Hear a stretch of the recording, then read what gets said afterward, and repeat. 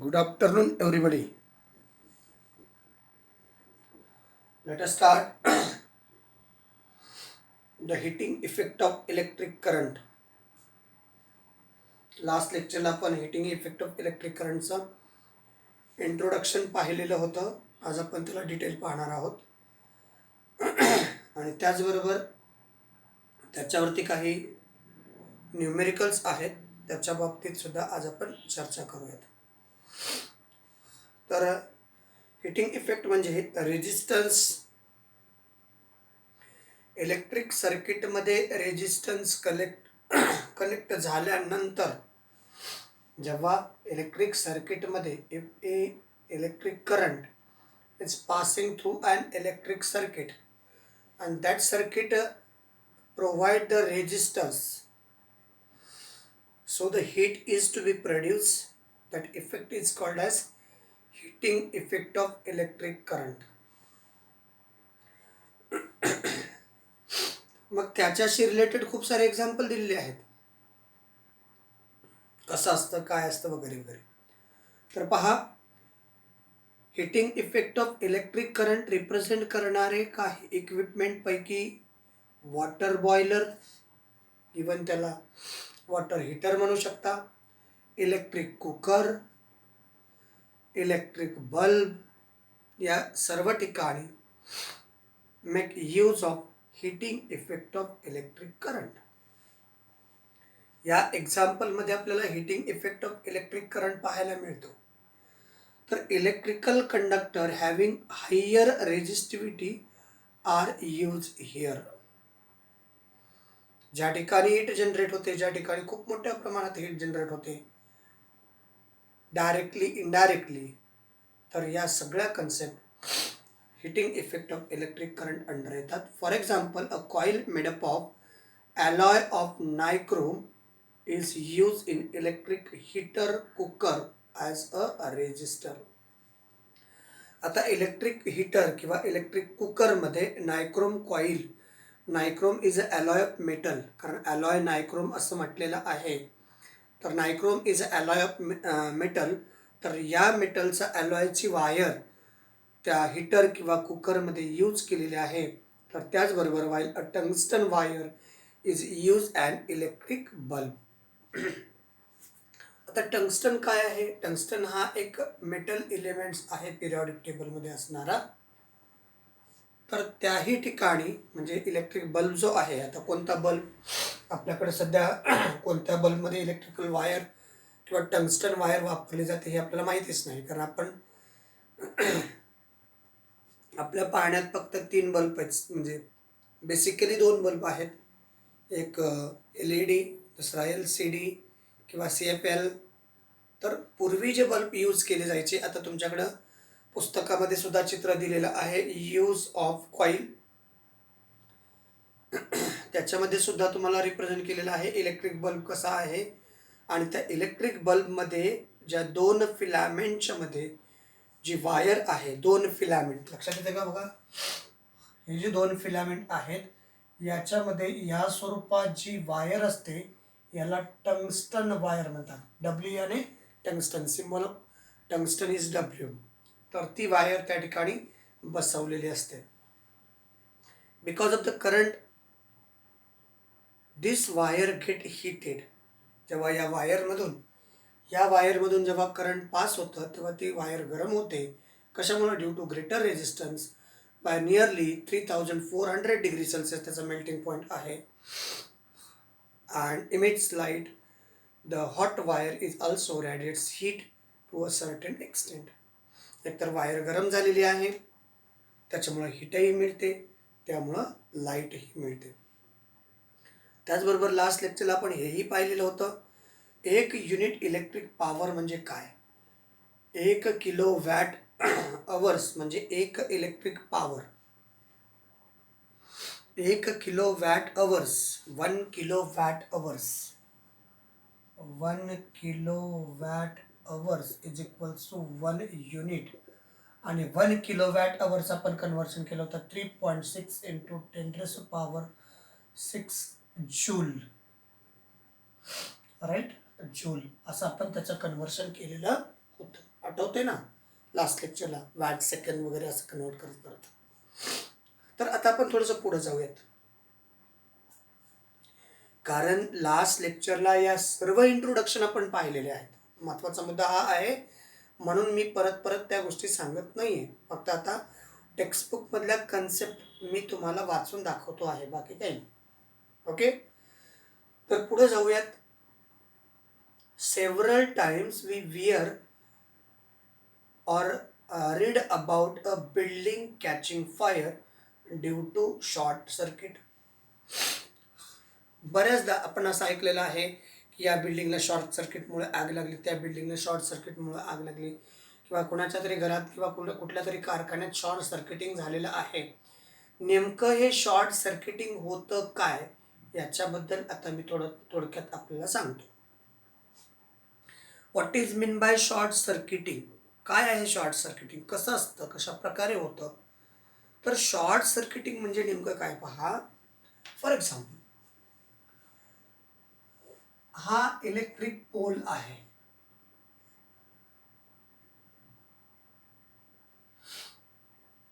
Clear? This one is a electric pole, आणि या wire अशा या पोलवरून गेलेल्या आहेत. Okay, this one is a electric pole, ज्या खांबावरून आपण इलेक्ट्रिसिटी आपल्या घरात घेतो. त्याच्यानंतर या पोलापासून याच्यातलं एक असतं न्यूट्रल वायर, आणि या दोन लाईव्ह वायर आहेत. याने न्यूट्रल वायर आणि दोन काय आहेत, लाईव्ह वायर आहेत. या खांबावरनं आपण वायर टाकून आपल्या घरात घेतली इलेक्ट्रिसिटी, एक न्यूट्रल एक लाईव्ह वाला येतो. हे आपलं कंबाईन वायर असतं, एक वायर कंबाईन असतं. खांबावरनं जेव्हा बघा, खांबावरनं जेव्हा तुम्ही वायर जोडून घेता तेव्हा ही वायर याच्यासोबत अशी अटॅच असते आणि त्याच्यावरून प्लास्टिक कोटिंग असते. ही वायर अशा प्रकारची, आणि याच्यावरती हे प्लास्टिक कोटिंग आहे. ओके, रबर कोटिंग म्हणा. त्याच्यानंतर ही आलेली वायर आपण आपल्या घरामध्ये मीटरमध्ये जोडतो. हा मीटर आहे, याच्यामध्ये इंडिकेशन असतात. हे मीटरला जोडलं ही वायर. त्याच्यानंतर मीटरमधून या दोन वायर निघून पुन्हा वेगवेगळ्या इक्विपमेंटला जोडलेले असतात. लक्षात येते ना? फॉर एक्झाम्पल इथं एक तुमचा बोर्ड आहे, या ठिकाणी अशा पिनचं होल्डर आहे, इथं येईल तुमचं बटन, याही ठिकाणी बटन आहे ऑन अँड ऑफ करण्यासाठी. ही वायर या बोर्डला जोडलेली आहे, आणि इथून खूप सारा सप्लाय चालू आहे, खूप सारा सप्लाय, इलेक्ट्रिकल सप्लाय कंटिन्युअस. त्यावेळेस काय होतं माहिती आहे का, या वायरमध्ये खूप सारा रेजिस्टन्स क्रिएट झालेला असतो, खूप सारा रेजिस्टन्स. हे लांब लांब जरी दाखवलेले असले, आता मी तुम्हाला लांब लांब दाखवलेलं आहे ॲक्च्युअली, पण हे लांब लांब नसतं. There is a distance in between live wire and neutral wire is very close, is very close. This is not a distance. It is a distance in between live wire and neutral wire. Clear? Due to overloading, म्हणजे खूप सारे equipment इथं लावले असल्यामुळे या ठिकाणी resistance create होतो, greater resistance, आणि याच्यावरचं जे प्लास्टिक कोटिंग आहे ते प्लास्टिक कोटिंग निघून जातं. लाईव्ह वायर असेल किंवा न्यूट्रल वायरवरचे जेव्हा प्लास्टिक कोटिंग निघून जातं तेव्हा आतली जी मेटल वायर आहे ती डायरेक्टली ओपन दिसते.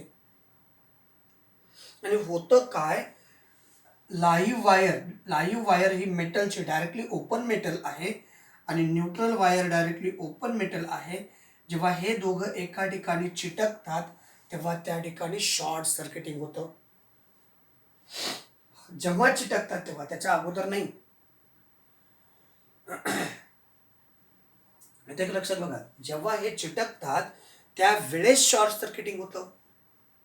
आणि शॉर्ट सर्किटिंग मग याला रोटेट केलेलं किंवा याला वाईप केलेली जी प्लास्टिक कोटिंग आहे, जेव्हा ह्या ठिकाणी स्पार्किंग होते त्या स्पार्किंगमुळे हे पेट घेतं आणि याच्या ठिणग्या आजूबाजूला असणाऱ्या कपड्यांवरती किंवा जे काही याच्या कॉन्टॅक्टमध्ये आहे त्याच्यावरती पडल्यानंतर ते पेट घेतं आणि मग बिल्डिंगला आग लागते किंवा घराला आग लागते. अशा प्रकारचा कन्सेप्ट त्या ठिकाणी होतो. तर that is called short circuiting. होतं लक्षात आलं बघा. ही खांबावरून आलेली तुमच्या घरात वायर आहे. ही घरातली तुमच्या वेगवेगळ्या पॉईंट्समध्ये सोडलेली वायर आहे. आपण म्हटलं फक्त इथलंच आपण एक ऑब्झर्वेशन केलंय. जेव्हा खूप सारी इलेक्ट्रिसिटी फ्लो होते तेव्हा याच्यावरचं प्लास्टिक कोटिंग जे असतं ते रिमूव्ह होतं. गरम झाल्यामुळं, ग्रेटर रेझिस्टन्समुळं रिमूव्ह झाल्यानंतर लाईव्ह वायर आणि न्यूट्रल वायर जेव्हा चिटकतात तेव्हा शॉर्ट सर्किटिंग होतं. याच्या आजूबाजूला प्लास्टिक कोटिंग असते. ते प्लास्टिक कोटिंग पेट घेतं. त्याच्या ठिणग्या इतर बाजूला पडतात आणि मग ते शॉर्ट सर्किटिंगचा मोठा इश्यू आपल्याला पाहायला मिळतो. Sometimes if we switch on the equipment in our the electrical fuse wire melt and the electrical supply shut down. दुसरी बाजू दुसरी बाजू समजा हे मीटर आहे, इथं लिहितो मीटर, आणि या बोर्डमध्ये आपण डायरेक्टली सप्लाय देण्या अगोदर या ठिकाणी एक किटकॅट टाकलं जातं. किटकॅट, काळजीपूर्वक लक्षात घ्या किटकॅट काय आहे. अशा प्रकारचं एक सॉकेट असतं. या ठिकाणी एक पॉइंट असतो आणि या ठिकाणी एक पॉइंट असतो. आणि ही जी वायर आहे याच्यातने जे दोन वायर निघत आहेत, दोन वायर त्यातली एक लाईव्ह असते आणि न्यूट्रल डायरेक्टली कनेक्ट झालेली असते. पण जी याच्यातनं लाईव्ह वायर जी निघते ती लाईव्ह वायर पहिली इथं कनेक्टिव्हिटी असते. लाईव्ह वायरची कनेक्टिव्हिटी या ठिकाणी आणि इथून लाईव्ह वायर पुन्हा इकडे येत असते. ओके, म्हणजे जेव्हा हे पॉइंट आणि हे पॉइंट जोडलं तर if we join this point with the help of another socket, जेव्हा हे पॉइंट आणि हे पॉइंट जोडलं तर इलेक्ट्रिक करंट या ठिकाणाहून इकडे येईल. अदरवाईज त्या ठिकाणी इकडं कुठलंही इलेक्ट्रिक करंट किंवा इलेक्ट्रिकल सप्लाय नसतो. मग याला जोडण्यासाठी एक सॉकेट असतं. ते या ठिकाणी जर जोडलं तर याला आपण म्हणतो फ्यूज तार किंवा फ्यूज वायर. जेव्हा ओव्हरलोडिंग होते, जसं मी इथं सांगितलं आता की खूप सारे कंपोनंट तर या ठिकाणी जोडलेलं असेल तर जेव्हा ओव्हरलोडिंग होते तेव्हा ही फ्यूज वायर मेल्ट होते आणि to stop the electrical supply and to the circuit. अशा प्रकारची फ्यूज वायर आपण त्याला म्हणू शकतो. Electrical fuse wire melt and electrical supply shut down. बघा, इथून इकडे इलेक्ट्रिकल सप्लाय जाणार आहे. This wire is a neutral, it is a live wire. ही लाईव्ह वायर आहे. That is called fuse wire. Fuse wire. Okay, मग आता ही fuse wire जी आहे जेव्हा ओव्हरलोडिंग असेल तेव्हा इथून इथला जो कॉन्टॅक्ट आहे तो ब्रेक होतो. This one is a breaking and then overloading is stop. म्हणजे लाईव्ह वायरचं करंट फ्लो होणं बंद झालं म्हणजे हे सर्किट स्टॉप होतं. Let us discuss about the cause briefly. The home electrical connection consist of, आता हे घरगुती इलेक्ट्रिकल कनेक्शन आहे, याच्यामध्ये एक वायर कोणती आहे लाईव्ह, दुसरं कोणती आहे न्यूट्रल. ह्या ज्या दोन खांबावरून वायर आहेत, it is a home electrical supply, home electrical circuits. The home electrical connection consists of live wire, neutral wire and earth wire. याच्यातनं एक लाईव्ह आहे, एक न्यूट्रल आहे. So what is earth? तर काळजीपूर्वक ऑब्झर्व करा. आपल्या घरामध्ये एखाद्या भिंतीवरती इलेक्ट्रिक बोर्ड आहे. या इलेक्ट्रिक बोर्डवरती या ठिकाणी अशा प्रकारचं सॉकेट असतं. याच्यातला एक सॉकेट लाईव्ह वायर, एक सॉकेट न्यूट्रल वायर, तर एक सॉकेट अर्थ वायर रिप्रेझेंट करत असतो. लक्षात आलं का बघा.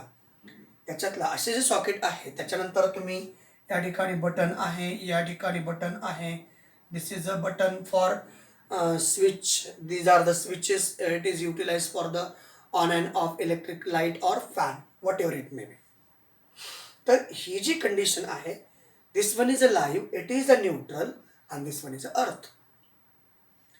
तर अशा प्रकारची कनेक्टिव्हिटी आपल्या घरामध्ये असते. आणि the live wire and neutral wire have potential difference is, म्हणजे आपल्या घरगुती जी इलेक्ट्रिसिटी आहे its potential difference is 220 volt. Electrical supply आपल्या घरामध्ये येणारा जो इलेक्ट्रिकल सप्लाय आहे किती आहे, 220 volt. The earth is connected to the ground.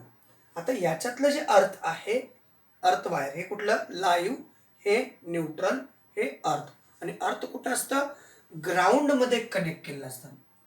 For example ही जमीन आहे असा आपण विचार केला तर ही वायर याच्यातलं जे कनेक्शन आहे हे अर्थमध्ये कुठंतरी गाडलेलं असते. This is called as earth. It is earth. Clear? It is the earth. Got it? चलो. Due to a fault in equipment or if the plastic coating on the live wire and the neutral wire gives away, the two wires come in contact with each other and the large current flows through it and produce heat. काय होतं पहा, मी आत्ताच तुम्हाला सांगितलं, जेव्हा खूप सारे वर्ष ह्या वायर यूज केल्या असतील तर लाईव्ह वायरवरती इव्हन न्यूट्रल वायरवरची जे काही प्लास्टिक कोटिंग आहे ते प्लास्टिक कोटिंग रिमूव्ह झालेली असते. आणि प्लास्टिक कोटिंग रिमूव्ह झाल्यानंतर ह्या ज्या दोन वायर आहेत त्या दोन वायर एकामेकाला जेव्हा चिटकतील तेव्हा tremendous amount of heat produce होते.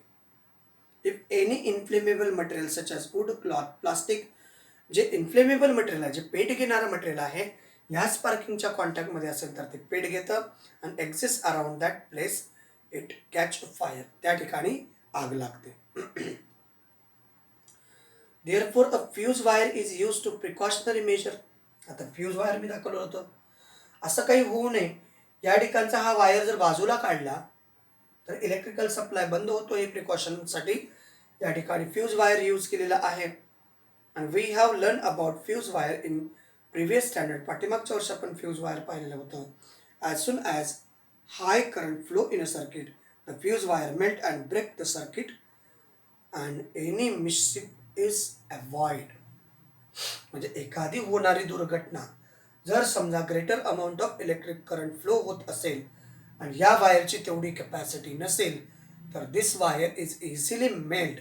That means to avoid any mischief, म्हणजे एखादी होणारी दुर्घटना या माध्यमातून टाळली जाऊ शकते. म्हणून फ्यूज वायर त्या ठिकाणी यूज केलं असतं. लक्षात आलं की बघा इथपर्यंत? इथपर्यंत सगळ्यांना लक्षात आलंय का? काही शंका आहे का पहा? शंका आहे का विद्यार्थी मित्रांनो? चला मग पुढे जाऊ. येतं पण थोडंसं. Many time particularly in the summer season, basically उन्हाळ्यामध्ये आपण इलेक्ट्रिसिटीचा जास्तीत जास्त वापर करतो. आता तुम्हाला कसं काय, फॅन लागतं, AC लागतं, कूलर लागतो, थंड व्हावं, थंड वाटावं यासाठी. तर huge electrical power is use in the evening due to home lighting. संध्याकाळच्या काळामध्ये जास्त लाईट लागतो कारण घरातले लाईट लावतो, AC चालू असतो, कूलर चालू असतो, फॅन चालू असतो. Fan, air conditioner and use electricity in shop. सगळेच कंडिशन म्हणजे सगळ्यांना संध्याकाळच्या वेळेस खूप सारी इलेक्ट्रिसिटी लागते आणि त्याच्यामुळं as a result excessive current drawn from the transformer supplying the electricity. आणि मग ज्या ज्या ठिकाणाहून तुम्हाला इलेक्ट्रिसिटी मिळणारी आहे त्याचा फ्लो वाढतो. And if the capacity of transformer is insufficient, त्या ट्रान्सफॉर्मरची तेवढी इलेक्ट्रिसिटी प्रोव्हाइड करण्याची जर कॅपॅसिटी नसेल, इट फ्यूज वायर मेल्ट्स. त्यावेळेस आपल्या घरची किंवा तिथली ज्या ठिकाणी ट्रान्सफॉर्मर आहे तिथली फ्यूज वायर मेल्ट होते and supply get shut down. Such events occurs due to overloading. मग या घटना कशामुळे, फ्यूज जाण्याचे जे प्रकार आहेत हे कशामुळे घडतं, कारण त्या ठिकाणी ओव्हरलोडिंग झालेली असते म्हणून त्या ठिकाणचं फ्यूज उडतं किंवा फ्यूज वायर मेल्ट होते आणि पुढचा इलेक्ट्रिकल सप्लाय स्टॉप होतो. तर आपल्याकडं असे काही डिफरंट फ्यूज वायर या डायग्राममध्ये दिलेले आहेत, वेगवेगळ्या ठिकाणी यूज केले जातात. त्याचबरोबर आता नवीन टेक्नॉलॉजी आलेली आहे MCB these day miniature circuit breakers, म्हणजे ॲटोमॅटिकली सर्किट ब्रेक व्हायला पाहिजे, म्हणजे ओव्हरलोड झाला की ते सर्किट ब्रेक व्हायला पाहिजे. ह्यासाठी नवीन इक्विपमेंट आले, त्याला MCB म्हणतात. MCB switch are use home, घरगुती वापरले जातात हे प्रत्येकांच्या घरी, कारण ही कन्सेप्ट आता बंद होत चालली आहे. कारण याला मेल्ट झालं म्हणजे फ्यूज वायर मेल्ट झाली की पुन्हा दुसरी फ्यूज वायर टाकावी लागते, त्यासाठी या कन्सेप्ट बंद झाल्या. आता त्या ठिकाणी MCB येतात. जेव्हा ओव्हरलोडिंग होतं तेव्हा ते बटन ॲटोमॅटिकली खाली येतं. बटन ॲटोमॅटिकली खाली आलं की इलेक्ट्रिकल सप्लाय बंद होतो. काही वेळानंतर आपण पुन्हा तो इलेक्ट्रिकल सप्लाय चालू करण्यासाठी ते बटन ऑन केलं की इलेक्ट्रिकल सप्लाय, म्हणजे त्याच्यामध्ये फ्यूज वायर टाकायची गरज पडत नाही. When the current in the circuit suddenly increases, this switch is open. Current जर वाढलं तर स्विच ओपन होतं, म्हणजे इलेक्ट्रिकल सप्लाय बंद होतो आणि current stops. Different types of MCBs are use for entire house, however the usual fuse wire is use.